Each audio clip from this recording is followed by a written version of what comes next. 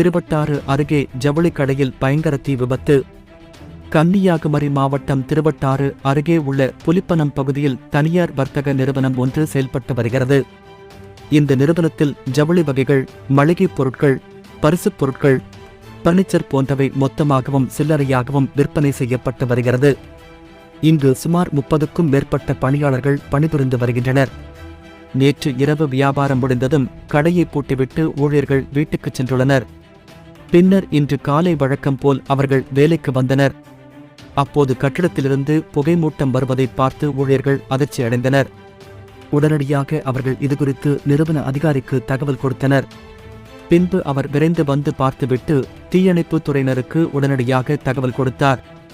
இதையடுத்து தீயணைப்பு வீரர்கள் சம்பவ இடம் வந்து தீயை அணைக்கும் பணியில் ஈடுபட்டனர்.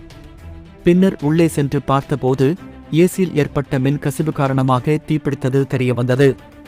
இந்த தீ விபத்தில் சுமார் 40 லட்சம் ரூபாய் மதிப்பிலான துணிகள் எரிந்து நாசமானதாக நிறுவனத்தின் அதிகாரிகள் தெரிவித்தனர். இது குறித்த புகாரின் பேரில் திருவட்டார் போலீசார் வழக்கு பதிவு செய்து விசாரணை நடத்தி வருகின்றனர்.